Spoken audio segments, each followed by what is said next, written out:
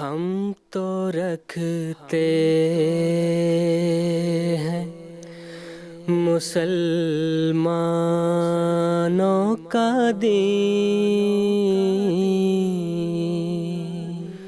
دل سے ہے خدا میں ختم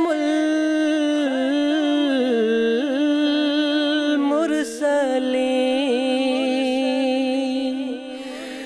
دل سے ہے خدا میں ختم المرسلین،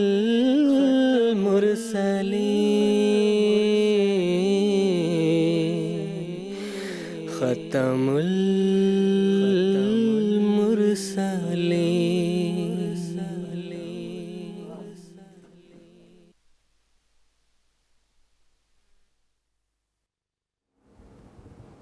اعوذ باللہ من الشیطان الرجیم، بسم اللہ الرحمن الرحیم۔ ناظرین کرام، السلام علیکم ورحمۃ اللہ وبرکاتہ۔ ناظرین، آج 6 جولائی 2024 عیسوی ہفتے کا دن ہے۔ انڈیا میں اس وقت رات کے 10 بجے ہیں اور جی ایم ٹی کے مطابق اس وقت سہ پہر کے 4:30 بجے ہیں، اور ناظرین یہ وقت ہے پروگرام راہ ہدیٰ کا۔ ناظرین، قادیان دارالمان سے اپنے لائیو ڈسکشن پروگرام راہ ہدیٰ کے 4 ایپیسوڈز پر مشتمل سیریز کے ساتھ ہم آپ کی خدمت میں حاضر ہیں۔ ناظرین، آج اس سیریز کا آغاز ہو رہا ہے، اور اس مکمل سیریز میں ہم سیدنا حضرت مرزا بشیر الدین محمود احمد صاحب خلیفۃ المسیح الثانی المصلح الموعود رضی اللہ تعالی عنہ کی تصنیف لطیف احمدیت یعنی حقیقی اسلام کے موضوع پر بات چیت کریں گے۔ ناظرین، جیسا کہ آپ جانتے ہیں کہ پروگرام راہ ہدیٰ لائیو ہونے کے ساتھ ساتھ ایک انٹریکٹیو پروگرام بھی ہے، یعنی آپ اپنے سوالات کے ذریعہ ہمارے اس پروگرام میں شامل ہو سکتے ہیں۔ ہم سے جڑنے کے لیے ہمارے رابطے کی تمام تفاصیل آپ اپنی ٹیلی ویژن سکرینز پر ملاحظہ فرما رہے ہوں گے۔ آپ ہم سے ٹیلی فون لائنز کے ذریعہ رابطہ کر سکتے ہیں، اسی طرح ٹیکسٹ میسیجز، فیکس میسیجز اور ای میل کی سہولیت بھی دستیاب ہے۔ ہم اسٹوڈیو ڈسکشن کے ساتھ ساتھ اپنے ناظرین کے سوالات یہاں اسٹوڈیو میں موجود علماء کرام کے پینل میں پیش کرتے ہیں، اور ہمارے علماء کرام اسی پروگرام کے ذریعہ ہمارے ناظرین کے سوالات کے جوابات دیتے ہیں۔ ناظرین، آج کے اس پروگرام میں موضوع کی مناسبت سے بات چیت کرنے کے لیے جو علماء کرام کا پینل موجود ہے، میں ان کا تعارف کروا دیتا ہوں۔ محترم مولانا محمد حمید کوثر صاحب اور محترم مولانا عطاء المجیب لون صاحب آج کے ایپیسوڈ میں خاکسار کے ساتھ شریک گفتگو ہوں گے۔ میں ہر دو حضرات کا خیر مقدم کرتا ہوں۔ ناظرین، 1924 عیسوی کا سال، جسے جماعت احمدیہ کی تاریخ میں ایک خاص اہمیت حاصل ہے، کیونکہ اسی سال لندن میں ویمبلے نمائش منعقد کی گئی، جس کے پروگرام میں یہ بھی شامل کیا گیا تھا کہ ایک مذہبی کانفرنس کا انعقاد کیا جائے، جس میں دنیا کے تمام مذاہب کی خوبیوں کے بارے میں لیکچر ہوں۔ اس کانفرنس میں حضرت خلیفۃ المسیح الثانی المصلح الموعود رضی اللہ تعالی عنہ کو بھی شرکت کی دعوت دی گئی تھی۔ حضرت مصلح موعود رضی اللہ تعالی عنہ نے اس کانفرنس کے لیے ایک مضمون احمدیت یعنی حقیقی اسلام تصنیف فرمایا تھا۔ پھر اس کانفرنس میں اس مضمون کا خلاصہ حضور انور رضی اللہ تعالی عنہ کی موجودگی میں حضرت چودھری محمد ظفر اللہ خان صاحب رضی اللہ تعالی عنہ نے پڑھ کر سنایا۔ 2024 عیسوی میں مذکورہ کتاب احمدیت یعنی حقیقی اسلام کی تصنیف لطیف کو 1 صدی مکمل ہو رہی ہے۔ اس مناسبت سے راہ ہدیٰ کی گزشتہ قادیان سیریز میں کتاب کے نصف اول کے مضامین پر مشتمل 4 ایپیسوڈز پیش کیے جا چکے ہیں، اور اس سیریز کے 4 ایپیسوڈز کتاب کے نصف آخر کے بارے میں پیش کیے جائیں گے۔ ناظرین، اس ساتھ ہی خاکسار آج کے ایپیسوڈ کا پہلا سوال محترم مولانا محمد حمید کوثر صاحب سے یہ پوچھنا چاہتا ہے کہ اچھے اخلاق کے حصول اور برے اخلاق سے اجتناب کے تعلق سے اسلام نے کیا ذرائع بیان کیے ہیں اور کیا ہدایات پیش کی ہیں، اس کی کچھ تفصیل پیش کریں۔ ناظرین کرام، سیدنا حضرت مصلح موعود رضی اللہ تعالیٰ عنہ نے اپنی تصنیف لطیف احمدیت یعنی حقیقی اسلام میں اخلاقیات اور اخلاق کے تعلق سے بڑے تفصیل سے بحث کی ہے۔ اس کا کچھ حصہ گزشتہ پروگرام میں بیان ہو چکا ہے۔ سب سے پہلے یہ بتانا ضروری ہے کہ خلق اور خلق کیا چیز ہے۔ خلق اسے کہا جاتا ہے جو اللہ تعالیٰ نے انسان کو ظاہری اعضاء دیے ہیں، مثال کے طور پہ ناک ہے، کان ہیں، آنکھیں ہیں، منہ ہے، زبان ہے، ہاتھ ہیں۔ یہ سارے خلق ہیں جو اللہ تعالیٰ نے انسان کو خوبصورتی کے لیے، انسان کو اپنے کام کاج کے لیے عطا کیے ہیں۔ ایک ہے خلق۔ خلق وہ استعدادیں ہیں، وہ صلاحیتیں ہیں جو اللہ تعالیٰ نے انسان کو بخشی ہیں۔ مثال کے طور پہ علم ہے، فہم ہے، فراست ہے، غصہ ہے، نرمی ہے، شجاعت ہے، عفت ہے۔ یہ سارے وہ خلق کہلاتے ہیں جو اندر ودیت کیے گئے ہیں۔ انسان ان خلق کا اظہار اپنے خلق یعنی اعضاء کے ذریعے سے کرتا ہے۔ اب سوال یہ پیدا ہوتا ہے کہ خلق جس کی جمع اخلاق ہے، یہ اچھے کون سے ہیں، برے کون سے ہیں؟ اس کو جانچنے کے لیے وہ مابہل امتیاز کیا ہے، وہ مقیاس کیا ہے کہ ہم کہیں کہ یہ اچھے اخلاق ہیں اور یہ برے اخلاق ہیں؟ آج کی دنیا میں ہم دیکھتے ہیں کہ مغربی دنیا خاص طور پہ جو اپنے کبریا کے عروج پہ پہنچی ہوئی ہے، وہ یہ سمجھتے ہیں کہ جو کچھ ہم کرتے ہیں، جو ہمارے افعال، اعمال، کردار ہیں، وہی اخلاق ہیں اور وہی درست ہیں، اور وہی یہ استحقاق رکھتے ہیں کہ ساری دنیا ان کو اپنائے۔ المیہ یہ ہے کہ باقی دنیا کو تو چھوڑیں، مسلمان بھی انہی اخلاق کو اپنا کے اپنے آپ کو بہت اونچا تصور کرتے ہیں۔ وہ سمجھتے ہیں یہی اخلاق ہیں، یہی آج کل دنیا میں رائج ہیں، اس لیے وہ اس کو اختیار کرتے ہیں۔ سیدنا حضرت مسلم موعود رضی اللہ تعالیٰ عنہ نے یورپ کی زمین میں یہ جو خطاب فرمایا تھا، جہاں بہت سے موضوعات پر روشنی ڈالی، وہاں اخلاقیات پہ بھی روشنی ڈالی۔ آپ نے فرمایا کہ اخلاق اچھے اور برے، اس کو جانچنے کا ایک پیمانہ ہے، اور وہ سیدنا محمد صلی اللہ علیہ وسلم کا وجود ہے۔ اور آپ نے یہ فرمایا کہ اصل میں یہ اخلاق جو آپ بات کرتے ہیں، یہ ہیں کیا چیز؟ حضور کے ہی دو الفاظ ہیں، وہ میں پڑھ دیتا ہوں۔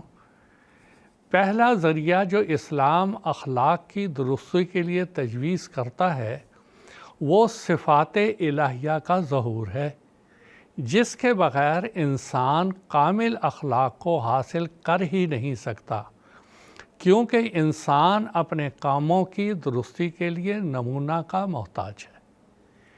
جو اللہ تعالیٰ نے صفات الہیہ قرآن مجید میں بیان فرمائی ہیں، ان میں سے جن کا تعلق انسان کے ساتھ ہے، اپنے دائرے میں رہتے ہوئے جب ان تمام صفات کو وہ اپناتا ہے اور اس سے اس کا صادر ہونا ثابت ہوتا ہے، یہی وہ اخلاق ہے۔ اب اس کے لیے سیدنا محمد صلی اللہ علیہ وسلم نے فرمایا، تخلقوا باخلاق اللہ، کہ تم اللہ کے اخلاق کو اپناؤ۔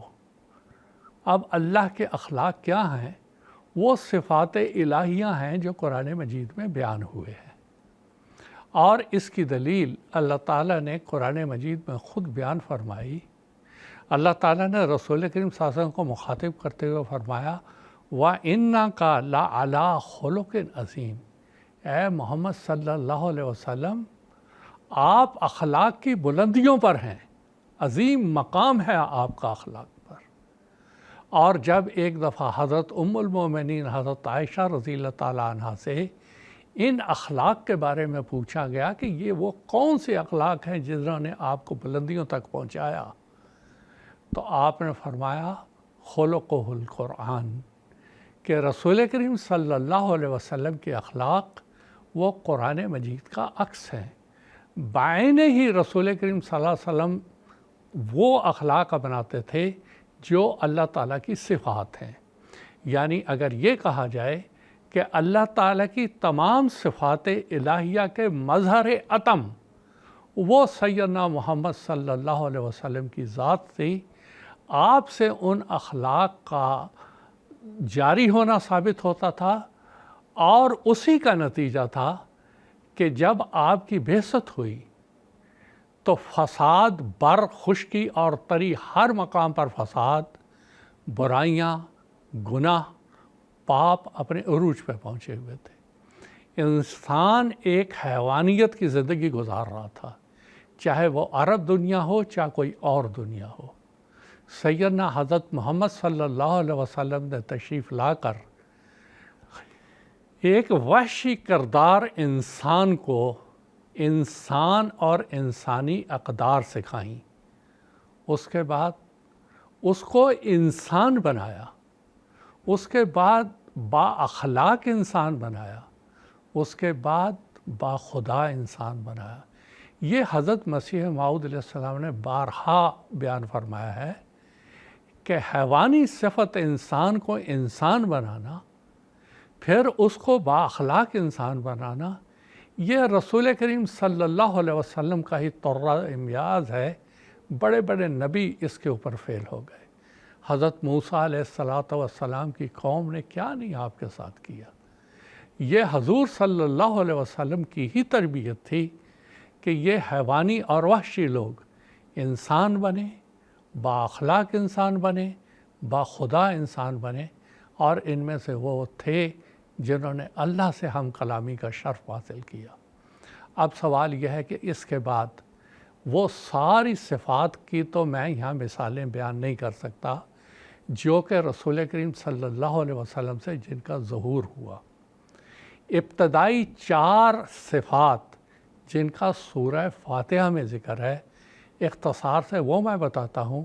اللہ تعالیٰ کی صفت کیا ہے اور رسول کریم صلی اللہ علیہ وسلم سے اس کا اظہار کیسے ہوا، اور ہمیں اپنی زندگی میں اس خلق کو کیسے اس کو اپنانا ہے، وہ میں بتاتا ہوں۔ اللہ تعالیٰ نے شروع میں سب سے پہلے یہ بتایا بسم اللہ الرحمن الرحیم، اللہ کا نام اللہ ہے۔ اس کے بعد پہلی صفت جو صفات الہیہ میں سے بیان ہوئی وہ صفت رحمان ہے، الرحمانیت کی صفت ہے، اور اس کے بہت سے معنی، بہت سی تفاسیر ہیں، ایک سمندر ہے یہ، لیکن ایک معنی جو ایک قطرے سے بھی کم ہے، الرحمن کے معنی بن مانگے دینے والا، بن مانگے دینے والا۔ اتنے واقعات ہیں صفت الرحمانیت کے ظہور کے رسول کریم صلی اللہ علیہ وسلم کی حیات مبارکہ میں کہ اس کو بیان کرنے کے لیے تو دن چاہیے۔ چھوٹی سی ایک مثال دیتا ہوں۔ حضرت ابو ہریرہ رضی اللہ تعالیٰ عنہ کی وہ حدیث بار بار بیان بھی ہوتی ہے کہ آپ بھوک کی وجہ سے ایک دفعہ رستے میں کھڑے ہو گئے۔ بعض آیات کی تفسیر آپ نے حضرت عمر رضی اللہ تعالیٰ عنہ سے پوچھی۔ مراد یہ تھی کہ یہ میری بھوک کا مسئلہ سمجھ جائیں گے، مجھے کچھ کھانے کے لیے دیں گے۔ انہوں نے نہ سمجھا اور کچھ تفسیر بیان کی اور آگے چلے گئے۔ اس کے بعد حضرت ابو بکر رضی اللہ تعالیٰ عنہ تشریف لائے، ان سے آپ نے ان آیات کی تفسیر پوچھی۔ پوچھنے کا مقصد یہ تھا میری بھوک کو محسوس کریں گے اور مجھے کچھ دیں گے۔ انہوں نے بھی نہ سمجھا۔ رسول کریم صلی اللہ علیہ وسلم تشریف لائے، وہی آیات حضور کو انہوں نے سنائی۔ حضور صلی اللہ علیہ وسلم نے تبسم فرمایا، بغیر کسی سوال کے۔ رسول کریم صلی اللہ علیہ وسلم وہ کہتے ہیں کہ میرے چہرے سے میرے دل کی بات کو سمجھ گئے۔ آپ نے فرمایا ابو ہریرہ میرے پیچھے آؤ۔ حضرت رسول کریم صلی اللہ علیہ وسلم ابو ہریرہ کو اپنے گھر لے گئے اور وہ دودھ کا پیالہ پلایا۔ بات اتنی ہی نہیں، صرف آپ کی صفت رحمانیت کا تقاضا یہ تھا کہ وہاں بھوکے اصحاب صفہ بھی تھے۔ آپ کو احساس تھا کہ ان کو بھی کچھ دینا ہے۔ آپ نے بن مانگے ان کو بھی بلا بھیجا، ان کو بھی وہ دودھ پلایا، ابو ہریرہ رضی اللہ تعالیٰ عنہ کو بھی بلایا۔ یہ صفت رحمانیت کی ایک معمولی جھلک ہے کہ بن مانگے انسانیت کی مدد کرنا۔ اتنا شعور محمد صلی اللہ علیہ وسلم کے ایک متبع کو ماننے والے میں ہونا چاہیے کہ صفت رحمانیت کی اخلاق کا مظاہرہ اس سے ہو کہ وہ دوسرے انسان کی ضرورت کو سمجھ جائے اور پھر اس کی ضرورت کو پورا کرنے کی حتی الامکان کوشش کرے۔ یہ ہے صفت رحمانیت اور یہ ہے اعلیٰ اخلاق جو الہی اخلاق ہیں اور رسول اکرم صلی اللہ علیہ وسلم کی وساطت سے ایک مسلمان کو ملتے ہیں۔ دوسری بات ہے رحیم۔ الرحیم اسم اللہ الرحمن اور رحیم۔ الرحیم کہتے ہیں بار بار رحم کرنے والے کو، جس کے دل میں رحم ہو، اس کا دل رحم سے بھرا ہوا ہو، شفقت اور ہمدردی سے بھرا ہوا ہو۔ اس کا اظہار حضرت محمد صلی اللہ علیہ وسلم سے کیسے ہوا، اس کی ایک مثال دیتا ہوں۔ مکی دور تھا، رسول اکرم صلی اللہ علیہ وسلم خود ایک مظلومیت کے دور سے گزر رہے تھے، انتہائی مظلوم۔ آپ کا کعبہ میں نماز پڑھنا مشکل تھا، رستے میں چلتے لوگ پتھر مارتے۔ وہاں پر ایک شخص آیا جس کا نام تھا اراشا، وہ بدوی تھا، کچھ اونٹ بیچنے مکہ کی منڈی میں آیا۔ ابو جہل نے وہ اونٹ خرید لیے اور اس کو قیمت نہیں دی۔ وہ مارا مارا مکہ کی گلیوں میں پھرتا رہا، کوئی اس کی مدد کے لیے تیار نہیں تھا۔ مکہ والوں نے رؤوسان عذرائے شرارت اس کو کہا، تیری اگر کوئی مدد کر سکتا ہے تو وہ محمد بن عبداللہ صلی اللہ علیہ وسلم ہیں، ان کے در پہ جا۔ وہ ان کی چال سمجھا نہیں، وہ سادہ آدمی حضور کے در چلا گیا۔ حضور نے ساری داستان سنی اور صفت رحمانیت جھلک اٹھی، رحم کا مادہ جھلک اٹھا اور آپ اس کے ساتھ چل پڑے۔ جابر قاہر ابو جہل کے دروازے پہ جا کے دستک دی اور کہا اس کی رقم ادا کرو۔ وہ ڈر گیا، جا کے لا کے رقم ادا کی۔ جب لوگوں نے پوچھا تو ڈر کیسے گیا، کہتا میں نے دیکھا ایک اونٹ ہے جو میرے اوپر حملہ کر دے گا۔ یہ ہے صفت رحیمیت کا مظاہرہ جو میرے آقا محمد صلی اللہ علیہ وسلم کے ذریعہ دنیا میں جلوہ گر ہوئی۔ آج محمد صلی اللہ علیہ وسلم کے متبعین کو یہی جلوہ گری دکھانی ہے، یہی صفت رحیمیت کا مظاہرہ کرنا ہے۔ اس کے بعد تیسری صفت ہے، وہ ہے رب اور ربوبیت کی۔ اس کے دو معنی ہیں، کما ربا یعنی صغیرہ، تربیت بھی اور پالنا بھی۔ رسول کریم صلی اللہ علیہ وسلم کی ساری زندگی تربیت کرنے، پالنے اور بھوکے کوئی جس کی بھی ضرورت ہے وہ پوری کرنے میں گزری۔ وہ تفصیل یہاں بیان نہیں ہو سکتی، لیکن ہمارے آقا کی یہ ربوبیت، صفت ربوبیت انسانوں تک ہی نہیں بلکہ حیوانی دنیا تک بھی محیط تھی۔ ایک صحابی بیان کرتے ہیں کہ میں حضور صلی اللہ علیہ وسلم کے ساتھ ایک انصاری کے باغ میں گیا تو ایک اونٹ دوڑتا ہوا حضور صلی اللہ علیہ وسلم کے قدموں میں آ گیا۔ حضور صلی اللہ علیہ وسلم نے اس کو پیار کیا اور پوچھا یہ اونٹ کس کا ہے؟ ایک انصاری آیا، کہتا میرا ہے۔ حضور صلی اللہ علیہ وسلم نے فرمایا حیوانوں کے بارے میں اللہ کا تقوی اختیار کرو۔ یہ اونٹ بے زبان مجھے شکایت کر رہا ہے کہ میرا مالک مجھے کھانا کم اور میرے سے کام زیادہ لیتا ہے۔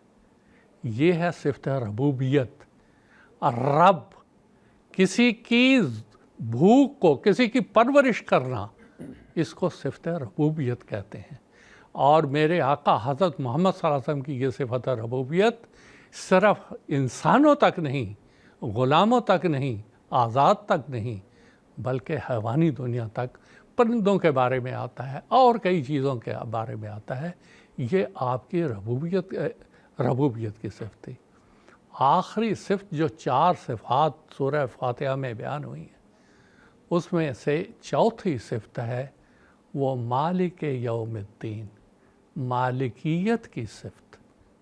جب انسان مالک بن جاتا ہے، اس کے ہاتھ میں اقتدار آ جاتا ہے، اس وقت اس کے اخلاق پرکھے جاتے ہیں، اس وقت اس کا خلق دیکھا جاتا ہے کہ اس کے اندر کتنا انصاف ہے، کیا جذبہ ہے۔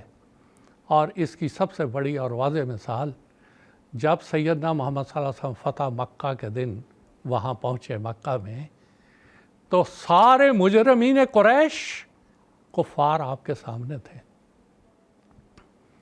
اور سب اپنے جرموں کی جو تصویر تھی سامنے دیکھ رہے تھے۔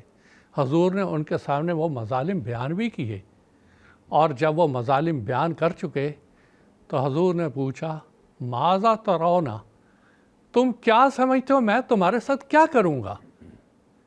یہاں اللہ تعالیٰ کی ایک صفت ہے کریم، ان کو بھی پتا تھا یہ کریم ہے، انہوں نے اس صفت کا واسطہ دے کے کہا انت کریم ابن الکریم، کہ تو خدائے کریم کا بندہ ہے، کرم تیرے اخلاق میں سے ہے، ہم تجھ سے کرم کی امید کرتے ہیں۔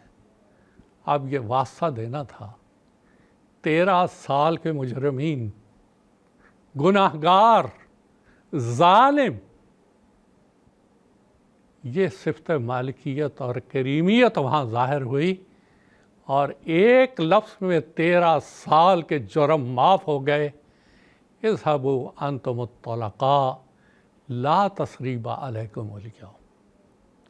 تو آخر پر یہ عرض کرنا چاہتا ہوں کہ یہ کتاب ایک بے نظیر کتاب ہے، انسان کے اخلاق کو سنوارنے کے لیے، بنانے کے لیے عظیم الشان کتاب ہے۔ اس کو پڑھنا، اس کو سمجھنا، اپنی زندگی کے سانچے میں اس کو ڈھالنا بہت ضروری ہے۔ آج کل سیدنا حضرت خلیفۃ المسیح خامس نصرہ اللہ نصرا عزیزہ جو نوجوانوں خدام کے ساتھ، لجنہ کے ساتھ، عہدیداران کے ساتھ جو ورچوئل میٹنگ کرتے ہیں، اور یورپ میں رہنے والے نوجوان بچے بچیاں جو سوالات کرتے ہیں، وہ اسی قسم کے سوالات ہوتے ہیں، اور پیارے آقا بڑے ہی مؤثر انداز میں اس کے جوابات دیتے ہیں، اور ہر طرح سے وہ جوابات اس طرح ہوتے ہیں جو اگلے کو مطمئن کرتے ہیں۔ تو اس کتاب کو احمدیت واقعی یہ حقیقی اسلام ہے، اسلام کی گہرائی ہے، اسلام کا عمق ہے، اس کو بغور پڑھیں۔ 100 سال ہو گئے یورپ کی زمین پر یہ لیکچر دیا گیا تھا، اور اس کو غور سے پڑھیں اور اپنی اصلاح کرنے کی کوشش کریں، اور وہ اخلاق ظاہر کریں جو الہی اخلاق ہیں، جو رسول کریم صلی اللہ علیہ وسلم کے واسطے سے ہم تک پہنچے ہیں۔ اللہ تعالی ہمیں وہ اپنانے کی توفیق عطا فرمائے۔ جزاکم اللہ تعالیٰ حسن الجزا۔ پروگرام کو آگے بڑھاتے ہوئے خاکسار کا اگلا سوال محترم مولانا عطاء المجیب لون صاحب سے یہ ہے کہ اللہ تعالیٰ نے قرآن مجید میں رسولوں کو یہ حکم دیا ہے کہ یا ایھا الرسل کلوا من طیبات واعلموا صالحا انی بما تعملون علیم، اور اس آیت کا ترجمہ یہ ہے کہ اے رسولو پاک چیزوں میں سے کھاؤ، اس کے نتیجے میں تمہیں نیک عمل بجا لانے کی توفیق ملے گی۔ تو اس آیت کی تفسیر سیدنا حضرت مسلم موعود رضی اللہ تعالیٰ عنہ نے اپنے مضمون میں کیا بیان فرمائی ہے، اس کی کچھ تفصیل بیان کریں۔ جی جزاکم اللہ۔ بسم اللہ الرحمن الرحیم۔ جیسا کہ ابھی محترم مولانا محمد حمید کوثر صاحب نے اخلاق کے بارے میں حضرت مسلم موعود رضی اللہ تعالیٰ عنہ نے اس کتاب میں جو مضمون بیان فرمایا ہے اس کا خلاصتاً ذکر فرمایا ہے، سیدنا حضور حضرت مسلم موعود رضی اللہ تعالیٰ عنہ نے اس کتاب میں اخلاق حسنہ کے حصول اور اخلاق سیئہ سے بچنے کے ذرائع کے بارے میں بڑی تفصیل سے بحث فرمائی ہے۔ تو اخلاق حسنہ کے حصول کے ضمن میں ایک ذریعہ حضور رضی اللہ تعالیٰ عنہ نے یہ بیان فرمایا ہے کہ ایسے راستے اسلام نے بتائے ہیں، ایسے راستے کھولے ہیں جن کے ذریعے سے ایک انسان کے دل میں نیکیوں کی تحریک پیدا ہوتی ہے، اور اس کے اندر جو اچھے اخلاق ہیں وہ پیدا ہوتے ہیں۔ جیسا کہ حضور نے فرمایا دعا ہے، نماز ہے، روزہ ہے، ہم عبادت کرتے ہیں اللہ تعالیٰ کی وغیرہ، یہ بھی ایسے اعمال ہیں جن کے نتیجے میں انسان کے اندر نیکی پیدا ہوتی ہے اور اچھے اخلاق اور اچھے عادات پیدا ہوتے ہیں۔ اسی ضمن میں حضرت مسلم موعود رضی اللہ تعالیٰ عنہ نے 3 راستوں کا ذکر فرمایا. ان میں سے ایک راستہ حضور نے فرمایا صحبت صالحین ہے. جیسے کہ اللہ تعالیٰ نے بھی قرآن مجید میں فرمایا کہ کونوا مع الصادقین، کہ نیک لوگوں سے، سچے لوگوں کے ساتھ رہو، ان کی صحبت اختیار کرو، اس کے نتیجے میں تمہارے اندر نیکیاں پیدا ہوں گی. حضور رضی اللہ تعالیٰ عنہ نے اس ضمن میں بیان فرمایا کہ نیک لوگوں کے ساتھ اٹھنے بیٹھنے کے نتیجے میں ایک انسان کے اندر اچھی عادات اور اچھے اخلاق پیدا ہوتے ہیں اور نیکیاں پیدا ہوتی ہیں. پھر حضور نے ایک راستہ یہ بتایا کہ بچپن کے بارے میں، کہ بچپن سے ہی ایک بچے کے اندر نیک اثرات اس کے اندر ڈالے جائیں، تو نیک اثرات ڈالنے کے نتیجے میں بچپن سے ہی وہ نیکی پر قائم ہوتا ہے، اس کی عادات اچھی ہوتی ہیں اور اس کے نیک اخلاق جو ہیں اس سے ظاہر ہوتے ہیں. اسی ضمن میں ایک بات حضور نے، جو کہ آپ نے سوال پوچھا ہے، اس بارے میں حضور نے بیان فرمایا ہے کہ ایک ذریعہ اچھے اخلاق پیدا ہونے کا خوراک بھی ہے. انسان جو کچھ کھاتا پیتا ہے اس کے نتیجے میں بھی انسان کے اندر اچھے اخلاق پیدا ہوتے ہیں یا برے اخلاق پیدا ہوتے ہیں. کھانے پہ ڈیپینڈ کرتا ہے، کیسا کھانا وہ کھاتا ہے، اس کے نتیجے میں اسی قسم کے اخلاق اس سے ظاہر ہوتے ہیں. اسی ضمن میں حضور نے اس آیت کا ذکر فرمایا جو کہ ابھی آپ نے پڑھ کے سنائی، سورۃ المومنین کی آیت ہے یہ. اللہ تعالیٰ نے فرمایا یا ایھا الرسل کلوا من الطیبات واعملوا صالحا انی بما تعملون علیم. اے رسولو، پاک اشیاء کھاؤ، اس کے نتیجے میں تم کو نیک عمل کرنے کی توفیق ملے گی. تو رسولوں کو خطاب ہے، لیکن قرآن مجید کے محاورے کے مطابق جب بھی کسی رسول یا نبی سے خطاب ہوتا ہے تو اس سے مراد اس کے ماننے والے، اس کے متبعین بھی ہوتے ہیں. تو گویا مومنین کو اللہ تعالیٰ نے اس آیت میں یہ حکم دیا کہ پاک چیزیں کھاؤ، اور اس کا نتیجہ یہ ہوگا کہ وَعْمَلُوا صَالِحًا، اس کے نتیجے میں تم نیک اعمال بجا لانے والے بن جاؤ گے. یعنی واضح طور پہ اللہ تعالیٰ نے قرآن مجید کی آیت میں فرمایا کہ ایک پاک چیزیں کھانے کے نتیجے میں بھی انسان نیکیاں کرتا ہے. حضرت مسیح موعود علیہ السلام نے بھی اس مضمون پر روشنی ڈالی ہے. خصوصاً اسلامی اصول کی فلسفی میں حضور نے ذکر فرمایا ہے کہ انسان جو کچھ کھاتا ہے، جس طرح اس کھانے کے نتیجے میں اس کے جسم پر اس کا اثر ہوتا ہے، اسی طرح اس کھانے کے نتیجے میں اس کے اخلاق پر اور اس کی روحانیت پر بھی اس کا اثر ہوتا ہے. حضور نے بعض مثالیں بھی دی ہیں، مفہوماً میں عرض کر رہا ہوں. حضور نے فرمایا کہ اگر ایک انسان صرف سبزیاں کھائے، ترکاریاں کھائیں، تو اس کے نتیجے میں اس کے اندر نرمی کی صفت پیدا ہوگی، حلم کی صفت پیدا ہوگی، لیکن شجاعت اور بہادری کی صفت اس کے اندر پیدا نہیں ہو سکتی. اور اس کے برعکس اگر ایک انسان صرف گوشت خور ہو اور صرف گوشت ہی کھاتا رہے تو اس کے اندر شجاعت تو پیدا ہوگی، دلیری تو پیدا ہوگی، لیکن اس کے اندر نرمی اور ملاطفت اور حلم کی جو صفات ہیں یہ ہرگز اس کے اندر پیدا نہیں ہوں گی. تو اس لیے اسلام نے کھانے پینے کے آداب کے حوالے سے ہمیں یہ سکھایا ہے کہ ایک بیلنس ہونا چاہیے، ایک اعتدال ہونا چاہیے. جہاں اس کو سبزی کھانے کی طرف بھی توجہ دینی چاہیے، وہاں گوشت کھانے کی طرف بھی توجہ دینی چاہیے. یہ دونوں کھانے جب بیلنس کے ساتھ، ایک اعتدال کے ساتھ ایک انسان کھاتا ہے تو اس کے نتیجے میں دونوں قسم کی صفات انسان کے اندر پیدا ہوتی ہے. چنانچہ حضرت مسلم موعود رضی اللہ تعالیٰ عنہ نے اس آیت کی تفسیر میں یہی مضمون بیان فرمایا ہے. میں چند لائنوں کا اقتباس حضرت مسلم موعود رضی اللہ تعالیٰ عنہ کا اس ضمن میں پیش کرنا چاہوں گا. حضور فرماتے ہیں، اسلام نے خوراک کے احکام کو ایک قانون پر مبنی رکھا ہے، اور وہ قانون یہ ہے کہ چونکہ انسان کو اپنے تمام طبعی جذبات کو بڑھانے کی ضرورت ہے، اس لیے اسے ہر قسم کی غذائیں کھانی چاہیے، سوائے ان غذاؤں کے جن کے استعمال سے کوئی حد سے بڑھا ہوا ضرر جسمانی یا اخلاقی یا روحانی ہو. چنانچہ اسی وجہ سے اسلام نے یہ حکم دیا ہے کہ ترکاری بھی اور گوشت بھی دونوں چیزوں کا استعمال کرنا چاہیے، کیونکہ بعض اخلاق نباتات کے استعمال سے ترقی کرتے ہیں اور بعض حیوانات کے استعمال سے، یعنی گوشت کھانے کے استعمال سے.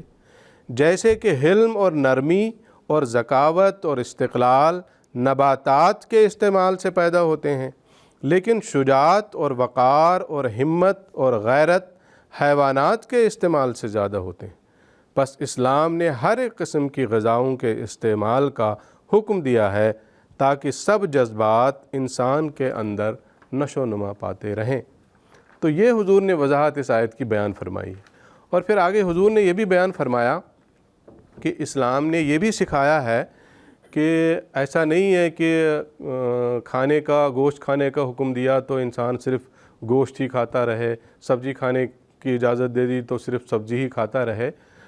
حضور نے ایک اور آیت اس حوالے سے الاعراف کی پیش فرمائی جس میں اللہ تعالیٰ فرماتا ہے یا بنی آدم خذوا زینتکم عند کل مسجد وکلوا واشربوا ولا تسرفوا انہ لا یحب المسرفین، کہ اے مومنو نیک اعمال کے حصول کے لیے خدا تعالیٰ کی عبادت ظاہر و باطن کو درست کر کے کرو، اور ہر قسم کے کھانے اور پینے کی چیزوں کو استعمال کرو، اور ایک ہی طرف زور نہ دے دو، لا تسرفوا، ایک ہی طرف زور نہ دے دو تاکہ ہر قسم کے طبعی تقاضے تم میں نشو و نما پائیں۔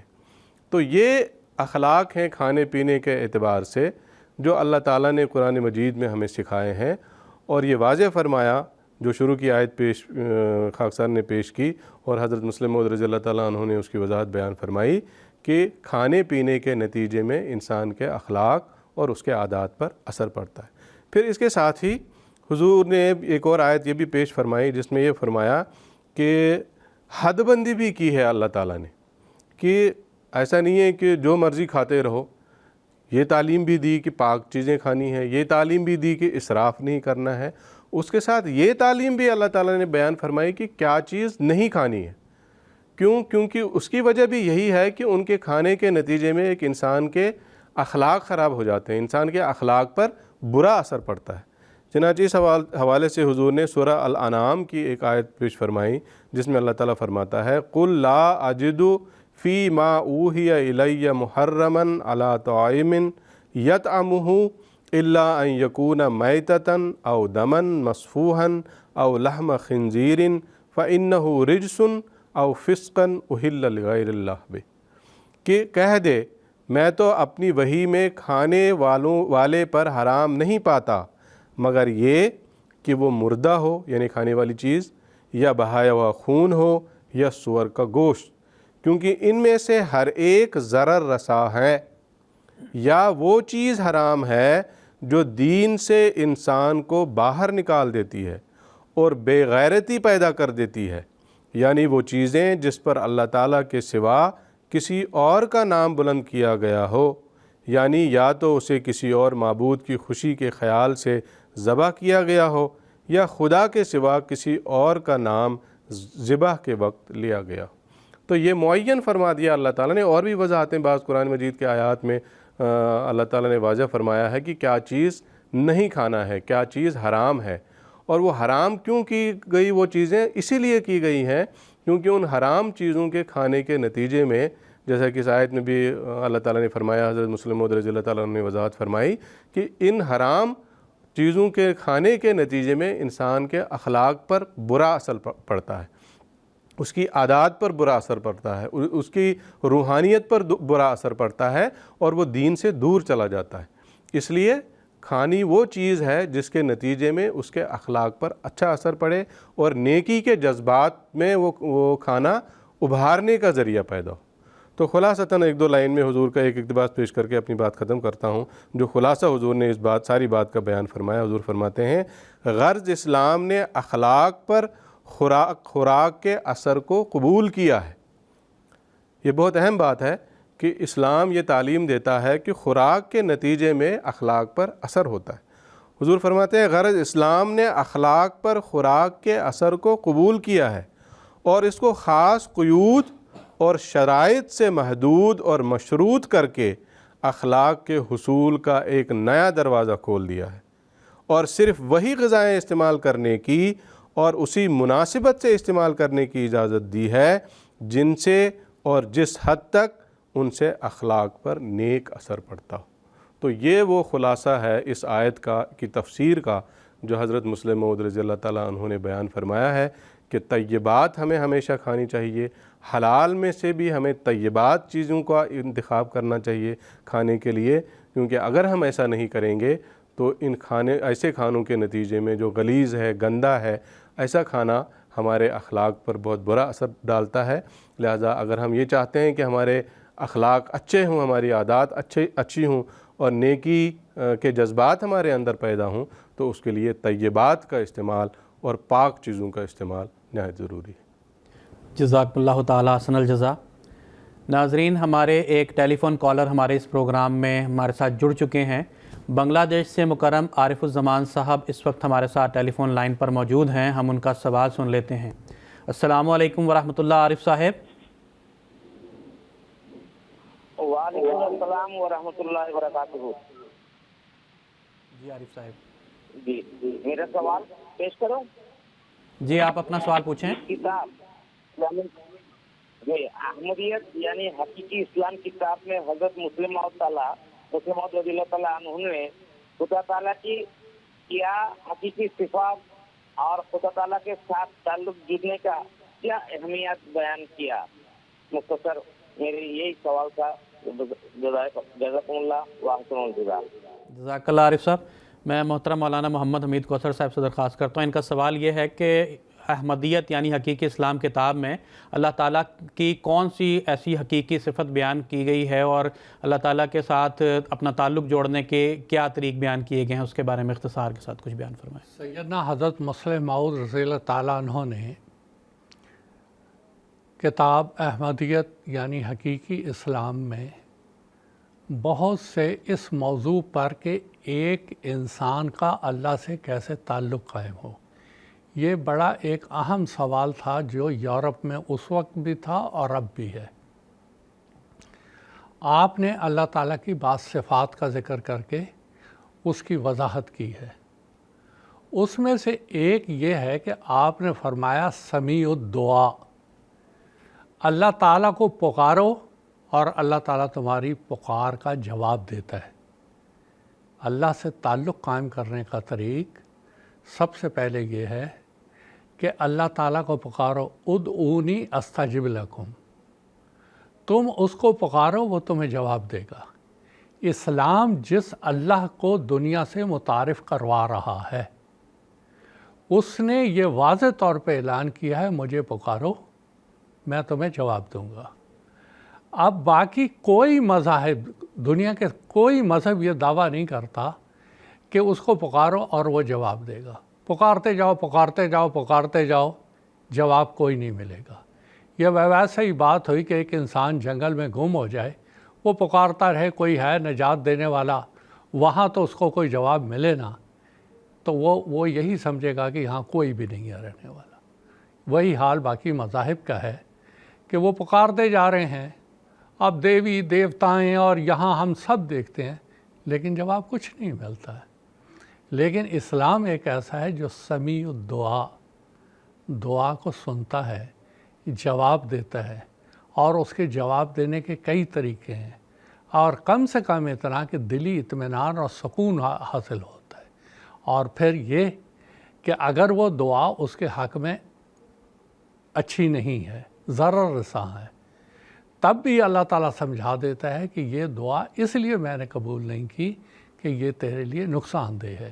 اور اسے حضرت مسیح موعود علیہ السلام نے بار بار اپنے ملفوظات اور مؤلفات میں بیان کیا ہے، اور ایک مثال دے کے بتایا ہے کہ جیسے ماں اور بچہ ہے، دنیاوی لحاظ سے سب سے زیادہ قربت اگر کسی کی ہوتی ہے وہ ماں اور بچے کی ہوتی ہے۔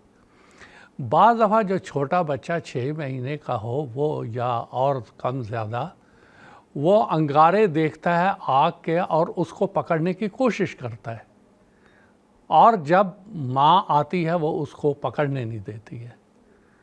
بچہ ماں پر ناراض ہوتا ہے، نوچتا ہے کہ یہ مجھے کھیلنے کی چیز پکڑنے کیوں نہیں دے رہی ہے، لیکن ماں بچے کی خیرخواہ ہوتی ہے۔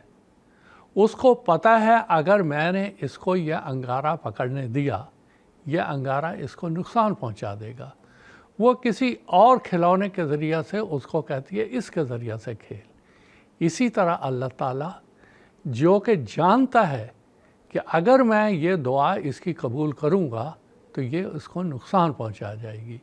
اللہ تعالیٰ بعض دعائیں قبول نہیں کرتا اور سمجھا دیتا ہے کہ اس کے بدلے میں تجھے یہ دیا جاتا ہے یا یہ دعا تیرے لیے مفید ہے۔ تو سب سے بڑا ذریعہ اللہ تعالیٰ تک پہنچنے کا وہ ہے اللہ تعالیٰ سے دعا کرنا، اور جب انسان دعا کرتا ہے، اور یہی وہ دعا سورہ فاتحہ میں سکھائی گئی ہے، اہدنا الصراط المستقیم، کہ اے اللہ میں تیرے تک پہنچنا چاہتا ہوں، مجھے وہ راستہ دکھا دے جو مجھے تجھ تک پہنچا دے۔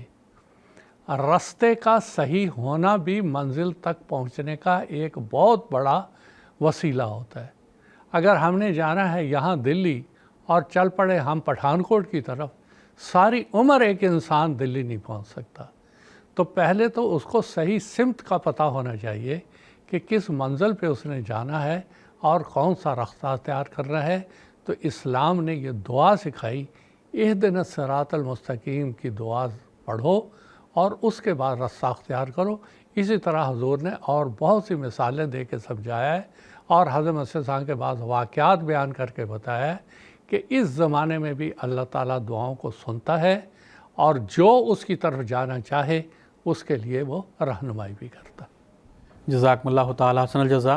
پروگرام کو آگے بڑھاتے ہوئے خاکسار کا اگلا سوال محترم مولانا محمد حمید کوثر صاحب سے ہی ہے کہ قومی تعلقات کو صحیح نہج پر رکھنے کا دار و مدار خاندانی تعلقات پر منحصر ہے، تو اس لحاظ سے اسلام نے میاں بیوی کے حوالے سے جو تعلیمات بیان کی ہیں اس کی کچھ تفصیل بیان فرمانے کی درخواست ہے۔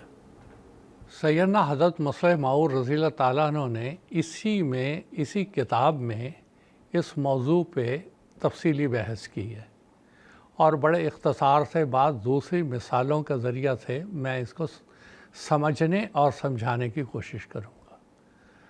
حضور نے فرمایا ایک لڑکا اور لڑکی جب بلوغت کی عمر میں پہنچتے ہیں تو ان کا نکاح اور شادی ہوتا ہے۔ ان دونوں کی شادی کے نتیجے میں ایک نئے خاندان کی بنیاد رکھی جا رہی ہوتی ہے، نئی نسل چل رہی ہوتی ہے۔ اب مثال کے طور پہ سیدنا حضرت علی رضی اللہ تعالیٰ عنہ اور حضرت فاطمہ رضی اللہ عنہا کی شادی ہوئی تو آگے سادات جو آج ہم تک گنتے ہیں وہ سارے کے سارے اسی شادی اور نکاح کے نتیجے میں تھے۔ حضور نے فرمایا کیونکہ ایک بالغ مرد اور عورت کی جب شادی ہو رہی ہوتی ہے، ایک نئے خاندان کی ابتدا ہو رہی ہوتی ہے، اس وقت جو اختیار کرتا ہے لڑکا اور لڑکی ایک دوسرے کو، وہ 4 وجوہات میں سے کسی وجہ پر کرتا ہے۔ یا تو اس کا مال ہوگا، یا اس کا حسب و نسب والا اعلیٰ خاندان ہوگا، یا اس لڑکی یا لڑکے کا بڑا حسن و جمال ہوگا، یا دین اس کے پیش نظر ہوگا۔ حضور صلی اللہ علیہ وسلم فرمایا خدا تیرا بھلا کرے، تو دیندار لڑکی یا لڑکے کو اختیار کر۔ یہ ہے اصول کہ دین جب مقدم ہوگا دونوں کے پیش نظر، آئندہ جو نسل چلنے والی ہوگی اور جس کا ہدف شادی کا ایک سب سے بڑا مقصد وہ یہ ہے کہ نیک اولاد، ربنا حب لنا من ازواجنا و ذریاتنا قرۃ اعین وجعلنا للمتقین اماما۔ پھر وہ دعا کرتے ہیں اے اللہ ہم کو نیک صالح اولاد دے جو ہماری آنکھوں کی ٹھنڈک ہو اور امام ہو۔ ایک تو امام دینی امام، دنیا کے ہر میدان کا اس کو امام بنا ہماری نسل میں سے۔ اب یہ ایک کامل دعا ہے۔ اب میں ایک مثال دیتا ہوں کہ رسول کریم صلی اللہ علیہ وسلم نے کیا اس کو کس طرح سے اپنایا۔ رسول کریم صلی اللہ علیہ وسلم کی عمر 25 سال تھی، اور آپ نے شادی کی حضرت خدیجہ رضی اللہ عنہا سے جن کی عمر 40 سال تھی۔ کس وجہ سے؟ کیونکہ وہ طاہرہ مشہور تھی مکہ میں، حالانکہ 2 شوہر اس کے فوت ہو چکے ہوئے تھے، 2 دفعہ وہ بیوہ ہو چکی ہوئی تھی، مگر اس کی نیکی، اس کی پاک بازی، اس کی طہارت، اس وجہ سے باوجود 40 سال عمر ہونے کے آپ نے اس سے شادی کی، 15 سال آپ نے اس کے ساتھ گزارے۔ جب آپ کی عمر 40 سال ہوئی تو غار حرا میں حضور صلی اللہ علیہ وسلم پر پہلی وحی نازل ہوئی۔ اب آپ اندازہ لگائیں کہ ایک میاں بیوی ہیں، 15 سال سے رہ رہے ہیں، ان کے بچے بھی اسی عرصے میں ہوتے ہیں، مگر بیوی آپ کو روکتی نہیں کہ غار حرا میں جا کے آپ عبادت کریں۔ وہ کہہ سکتی تھی بچے چھوٹے ہیں، یہ کام مجھے چھوڑ کے، کبھی نہیں اس نے یہ کہا۔ پھر جب پہلی وحی نازل ہوئی اور حضور صلی اللہ علیہ وسلم اس کے پاس آئے تو اس نے یہی کہا کاللہ، خدا کی قسم آپ خوش ہو جائیں، اللہ تعالیٰ آپ کو کبھی رسوا نہیں کرے گا، آپ صلہ رحمی کرتے ہیں، آپ مظلوموں کی مدد کرتے ہیں۔ اب آپ دیکھیں کہ ایک بیوی جو طاہرہ ہے، طاہرہ ہونے کی حیثیت سے حضور نے اس سے نکاح اور شادی کی، آپ کی دعویٰ سنتے ہی آپ کی تصدیق کرتی ہے۔ مکہ میں اور بھی تو بہت سی عورتیں تھیں، وہ ہندہ تھی، فلاں تھی، کیا کیا نہیں تھی، لیکن یہ طاہرہ جس کو حضور نے محض اس وجہ سے قبول کیا کہ اس کے اندر ایک دینداری تھی، طہارت تھی۔ قرآن مجید نے 2 مثالیں اور دی ہیں اس تعلق سے، ایک نوح کی بیوی کی، ایک لوط کی بیوی کی۔ دونوں نے ہی اپنے خاوندوں سے خیانت کی، سورہ تحریم میں اس کا پورا ذکر ہے، اور دونوں ہی عذاب کا شکار ہوئی۔ نتیجہ کیا نکلا اس سے؟ نتیجہ یہ نکلا کہ جو دینداری، طہارت اور طاہرہ ہونے کی حیثیت سے جو بیوی قبول کی جاتی ہے اور جو شوہر قبول کیا جاتا ہے، اللہ تعالیٰ اس کے اندر برکتیں دیتا ہے، وہی صحیح معاشرہ بناتی ہے، وہی صحیح قوم بناتی ہے۔ الجنت تحت اقدام الامہات کا مطلب یہ ہے کہ ماؤں کی فرما برداری تبھی کی جا سکتی ہے جو وہ فرما برداری کے قابل ہوں۔ تو حضرت مسلم معود رضی اللہ تعالیٰ عنہ نے یہ بات یہاں تفصیل سے بیان کی کہ سب سے پہلے میاں بیوی کا اختیار اور ان کا انتخاب وہ درست ہونا چاہیے، اس کے بعد اگلی بات۔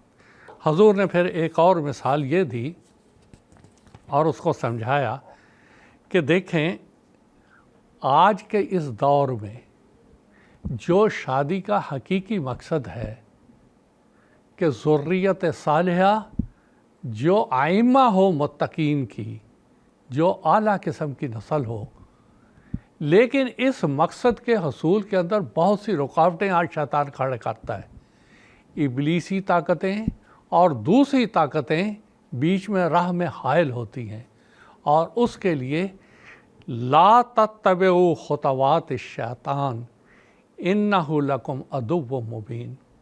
اللہ تعالیٰ نے مومنوں کو نصیحت کی کہ شیطان کے قدموں کے اوپر نہیں چلنا، یہ یقین رکھو، اپنے ذہن میں راسخ کر لو، وہ تمہارا کھلا کھلا دشمن ہے۔ آج جو مغربیت کے رنگ میں دنیا رنگین ہوتی جا رہی ہے، فحاشت اور ریانیت، جو بھی بد کرداری ہو سکتی ہے، گناہوں کی نگری میں ڈوبتے چلے جا رہے ہیں لوگ۔ اللہ تعالیٰ نے پہلے ہی سمجھا دیا تھا کہ شیطان کے قدموں کے پیچھے نہ چلنا، شیطان کی پیروی نہ کرنا، وہ تمہارا دشمن ہے، وہ تمہیں خدائے رحمان سے دور لے جائے گا۔ بس آج کے نوجوانوں کو یہ سمجھنا چاہیے کہ دیکھو سب سے بڑی بات یہ ہے کہ اللہ تعالیٰ نے جو ہمارے لیے دین اسلام مقرر کیا ہے، یہ ہماری بھلائی کے لیے ہے، اس سے بہتر اور کوئی تعلیم نہیں ہو سکتی، اور یہ 1400 سال سے یہ آزمایا ہوا نسخہ ہے کہ اسلامی تعلیمات ہی ہیں جو کہ معاشرے میں ایک پیار اور محبت پیدا کر سکتی ہیں، اور جب ان تعلیمات کو چھوڑا جاتا ہے پھر یہ تفرقہ اور یہ سب چیزیں پیدا ہوتی ہیں۔ آخری بات کہہ کے ختم کرتا ہوں کہ حضرت خلیفۃ المسیح خامس اید اللہ تعالیٰ بن سال عزیز کا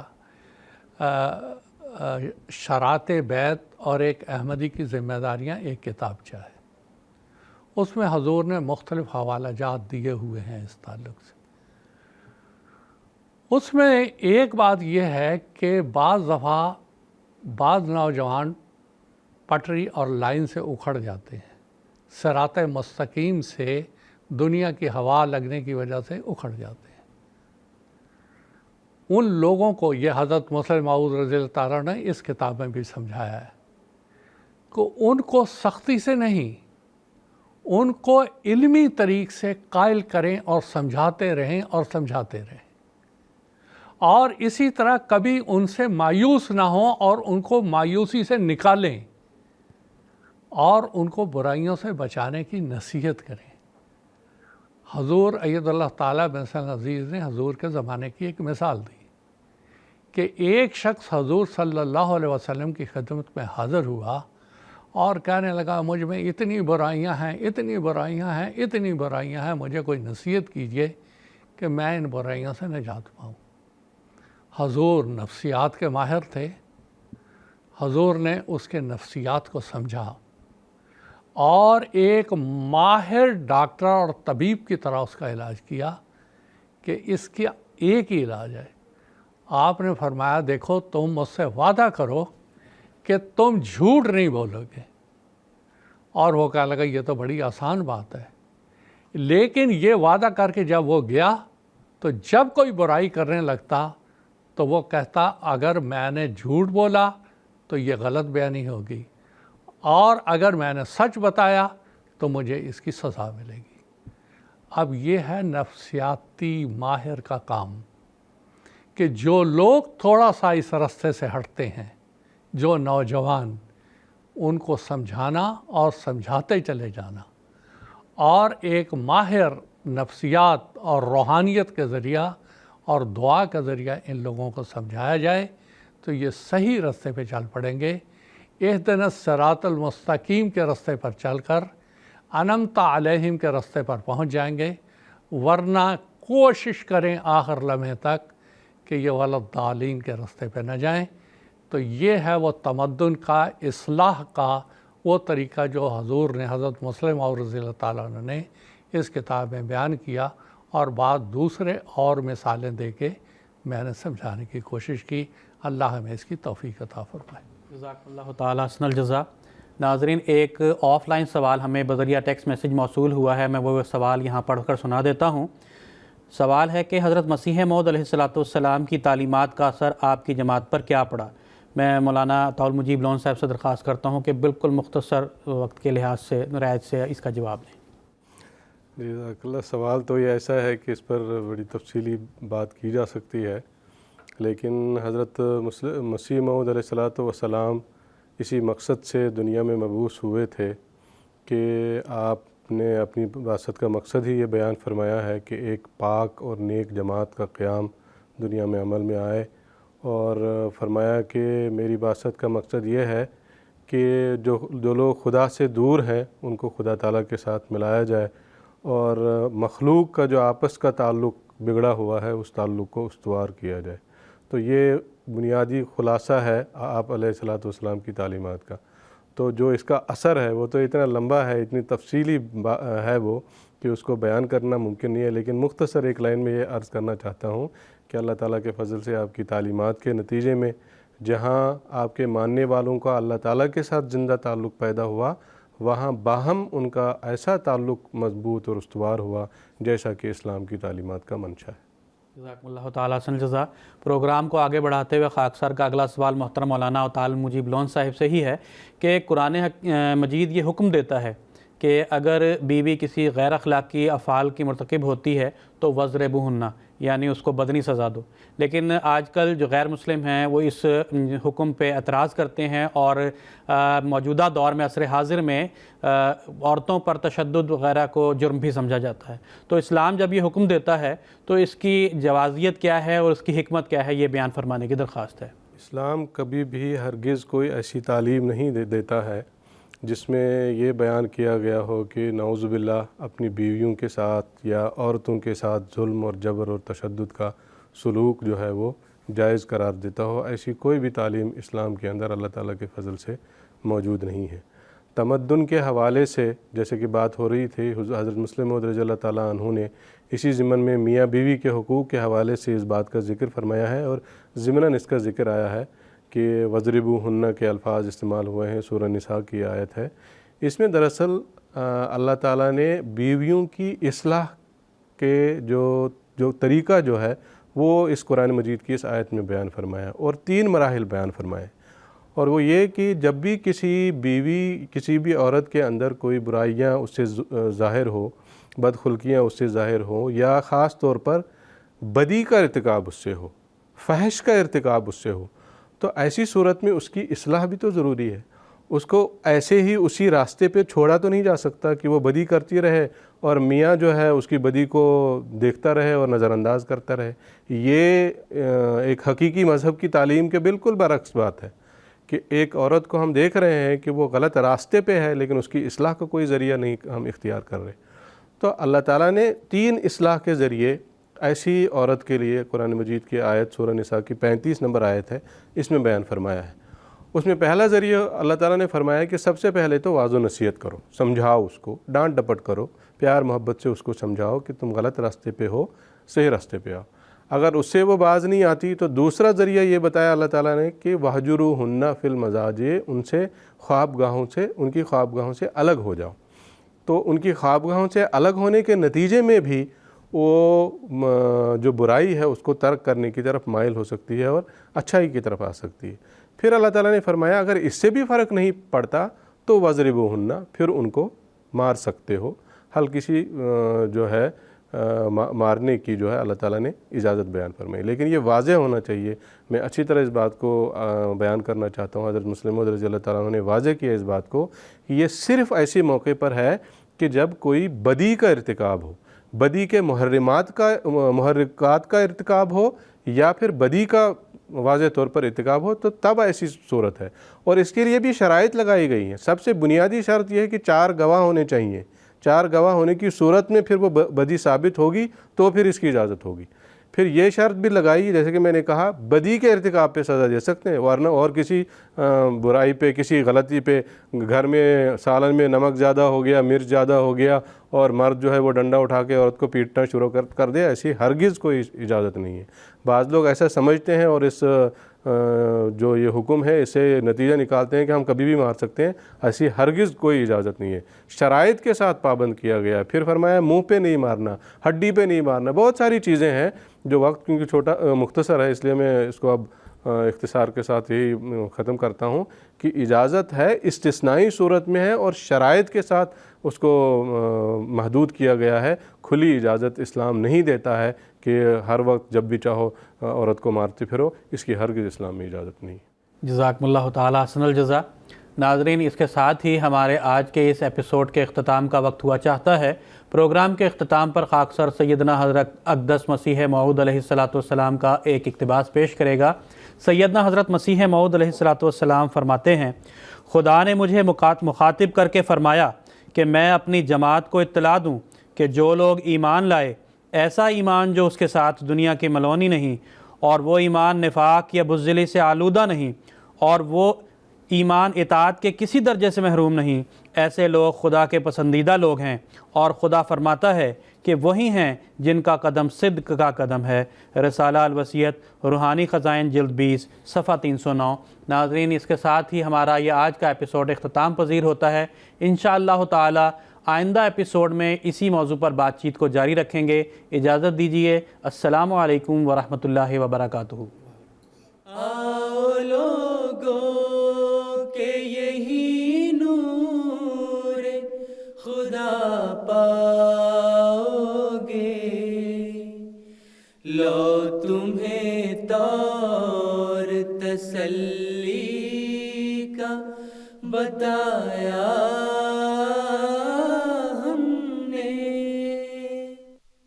آؤ لوگوں کہ یہی نور خدا پاؤ طور تسلی کا بتایا